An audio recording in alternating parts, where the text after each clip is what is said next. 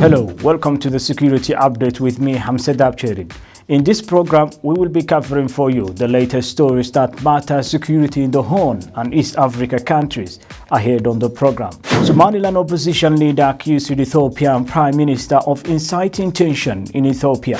Ethiopia says troops killed 550 Tigray fighters. Rockets fired at Eritrean capital from Ethiopia. Jubaland deputy speaker survives in a grenade attack.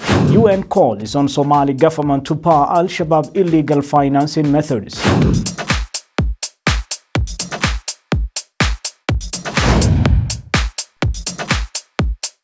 Welcome to the program. The Somaliland opposition party leader U'id Faisal Ali Warabe broke silence the new political tension of Ethiopia. He called on the Ethiopian Prime Minister for peaceful negotiation and to end the war without condition. Faisal Ali Warabe, the chairman of U'id party, who is addressing the local media, said, referring up his recent remarks that the fighting could take some time to finish. He believes that this tension could spread to other states of Ethiopia and will not be limited to Tigray region. waxaa muuqata dagaalkii inuu yahay dagaal fidi doona. We can see that this war in Ethiopia could be spread into the other states, which will not be limited to the northern of Ethiopia, particularly for the Tigray region. This opposition leader urged the Ethiopian Prime Minister to mitigate the conflict and should not be part of the problem. baaqyada adduunka u soo jeediyay ra'iisul wasaaraha Ethiopia anagu waxaan leenahay ra'iisul wasaare isma qabtaan. His Excellency Prime Minister, it is impossible to win the Nobel Peace Prize as well as inciting a war and attacking in some parts of your country. This is totally impossible.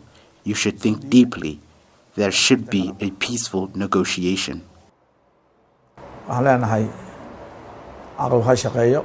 Faisal Ali Warabe reminds the Somaliland government to have a plan for the possible refugees from Ethiopia and how they should be handled if the tension does not improve. Ethiopia and Somaliland have had close diplomatic relations since Somaliland regained independence from Somalia in 1991.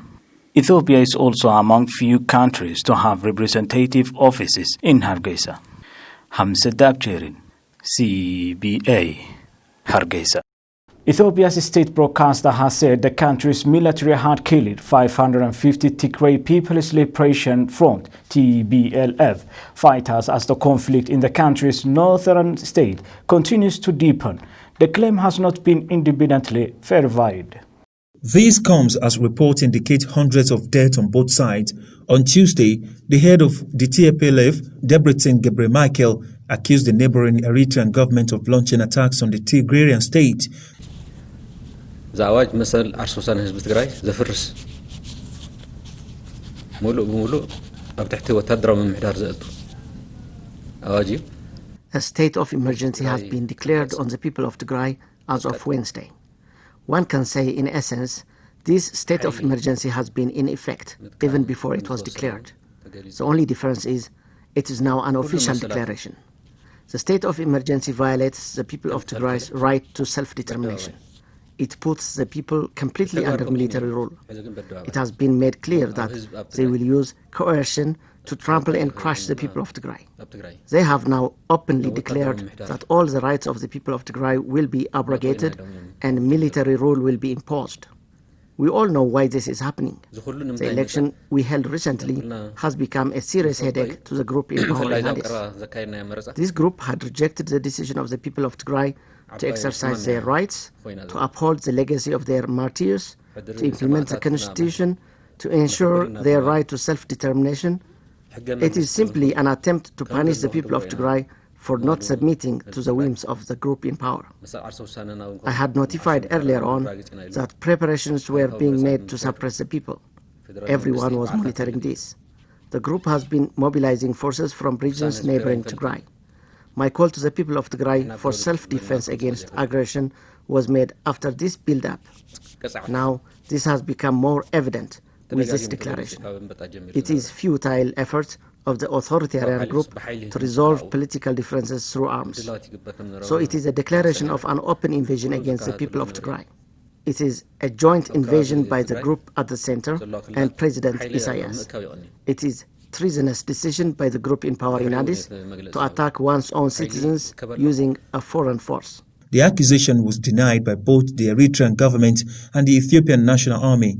A spokesperson for the Federal Government Emergency Committee, Redwan Hussein, on Tuesday said there was still a possibility of dialogue between the government and Tigray's authorities. But he said armaments purportedly seized by forces loyal to the TPL must be destroyed, individuals in the custody of Tigrayan forces rescued, and those who launch attacks face justice.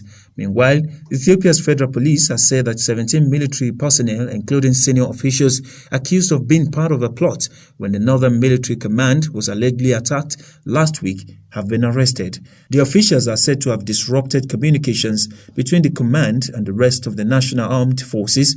It is unclear if the suspects have responded to the accusation. We are still in Ethiopia. Ethiopia's Minister of Defense Yadeta on Wednesday denied allegations that Eritrea is assisting Ethiopia in the fight against Tigray People's Liberation Front, or TPLF, in the Tigray region.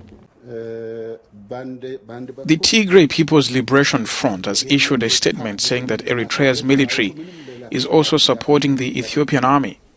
This is a complete lie. The army does not need any further support to defeat this group. This military has the ability to carry out its mission without any foreign support. The statement comes after the Tigray president on Tuesday accused Eritrea of attacking his region at the request of Ethiopia, saying that the war has now progressed to a different stage. Up to 200,000 refugees could pour into Sudan while fleeing the deadly conflict, officials said on Wednesday.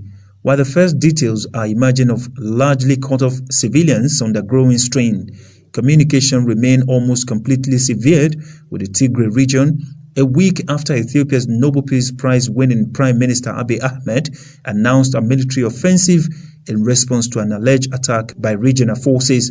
He insists there will be no negotiation with the regional government he considers illegal until its ruling clique is arrested and its well-stocked arsenal is destroyed.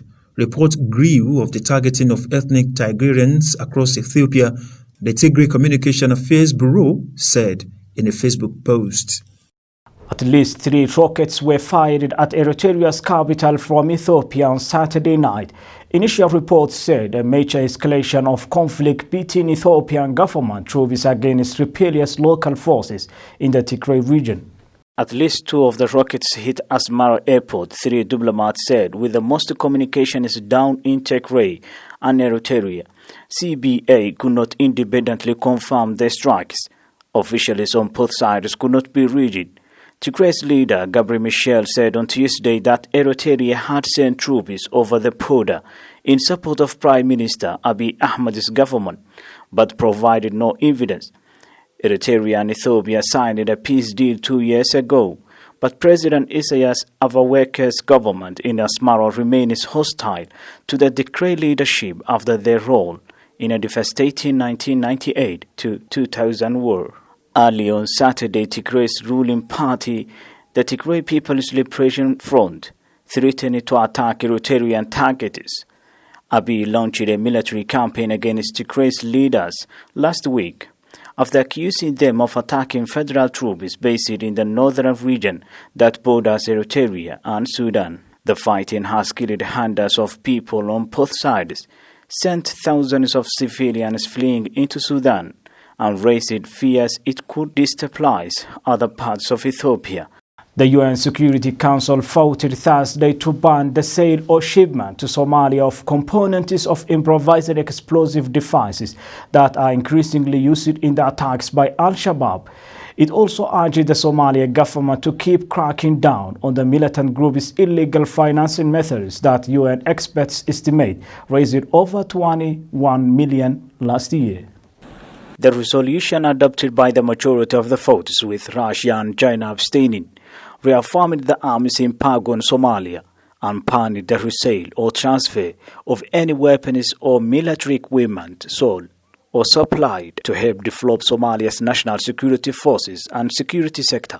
Al-Shabaab remains the most active and resilient group in Africa, controlling parts of southern and central Somalia, and often targeting checkpoints and other high-profile areas in the capital Mogadishu. It has fired several mortars this year at the heavily defended international airport where the U.S. Embassy and other missions are located. It calls on the Somalia government to continue working with Somali financial authorities, private sector financial institutions, and other international community to identify, assess, and mitigate money laundering and terrorist financing risks. It encouraged the government to consider a national identification program to help reduce the risks. The Jubaland Deputy Speaker of Parliament Abdi Pale has survived a grenade attack at his residential home, but we will be back more after the short break.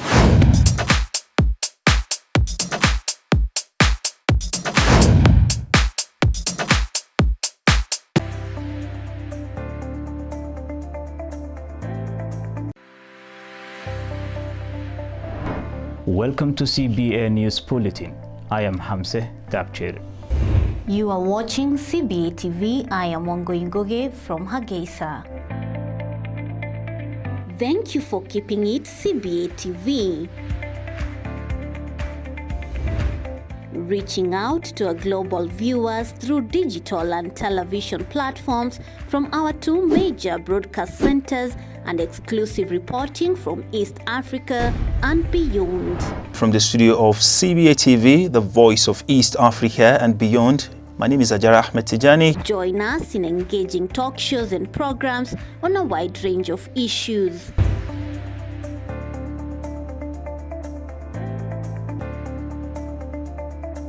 I'm Abdullahi Hassan. Welcome to Unscripted.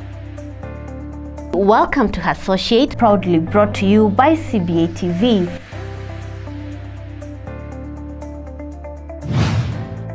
Welcome to Artflex on CBA TV. This is Mutiu Olawi.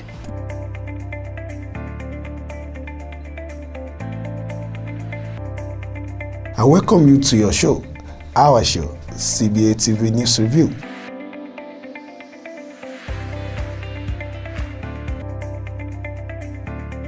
Our digital platforms engage users everywhere.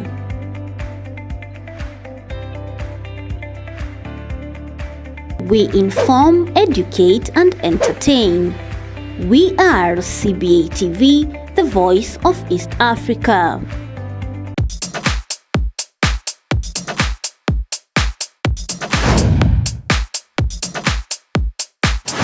The Jubaland Deputy Speaker of Parliament Abdi Pale has survived with a grenade attack at his residential home. 3 members of his family were reported wounded. No one has yet claimed this attack. Unknown gunman threw a hand grenade at the residential house of Abdi Pale, the Deputy Speaker of Parliament of Jubaland State of Somalia. 3 members of his family have been injured in the attack, but no report if the wound is slight or fatal. Sources indicate that the Deputy Speaker who was attacked, Jubaland's Minister of Environment Aidid Saleban, has survived from an attack in Kismayo, where 3 others were killed. It was claimed by Al-Shabaab, saying their fighters attacked the residential home of the minister. Aidid Saleban, the Jubaland's Environment Minister, has escaped from an attack at his residential home in Kismayo. At least 3 bodyguards have been confirmed killed and several others sustained injuries. Improvised explosive device suspected to have been concealed in a room belonging to the guards of Jubaland Minister for Environment exploded. Speaking to the media, Aidid Sulaiman Hashi stated that he is safe and sound, saying the blast caused casualties on his bodyguards. The security forces this morning started an investigation to hunt down the perpetrators of the attack. The attack comes barely 2 days after a hand grenade hurled into the home of the Deputy Speaker of Jubaland Assembly. It was claimed by Al-Shabaab, saying the fighters attacked the home of the official. The Galmudug state of Somalia has warned Al-Shabaab fighters to not fuel tribal conflicts in the region. The regional authorities pledged to bring warring sides in the state to foster peace and stability in the volatile region. Authorities in Galmudug State have strongly warned Al-Shabaab fighters in fueling recent clan. Regional Information Minister Ahmad Shire Flagle pointed a finger into political interests and armed group Al-Shabaab in instigating the skirmishes. The minister pointed out that anyone involved in inciting clan clashes, including Al-Shabaab, businessmen, politicians and various segments of society, will be prosecuted according to the law. Several people were killed in Mudug region in the past week following revenge attacks by tribal militias. Contingents from Galmudug regional forces backed by Somali National Army were deployed in the area to contain the situation. Somalia commandos have killed a senior Al-Shabaab fighter while the group has not yet confirmed the incident. Somalia government and Al-Shabaab have been fighting each other for the last decade. The U.S.-trained Somalia forces Danab carried a secret military mission and killed Hassan Sufyan Qori, a senior Al-Shabaab officer in charge of guerrilla warfare, along with 6 others in Arabo town, 50 kilometers away from Buale in Middle Juba. But the government has not disclosed the photo of him.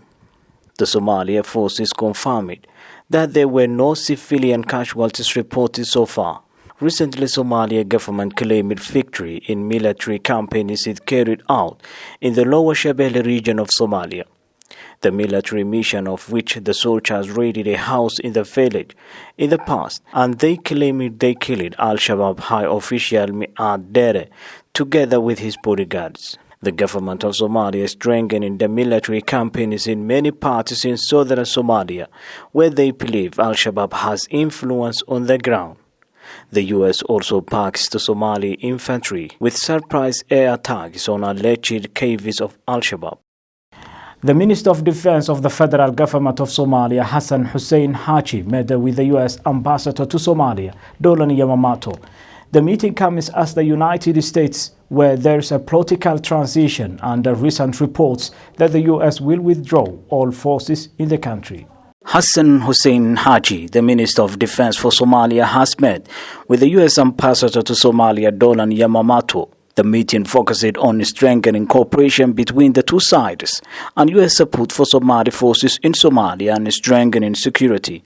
The U.S. Embassy in Mogadishu said in a tweet they have discussed their shared commitment to civilian oversight of the military, transparency and accountability, and the protection of human rights. The meeting comes as the United States, where there's a political transition, and recent reports that the U.S. will withdraw all forces in the country. And with that story of the meeting between Somalia's defense minister and the U.S. ambassador to Somalia, will wrap up our program for this time. Thank you very much for being with us. My name is Hamse Daabjeerin.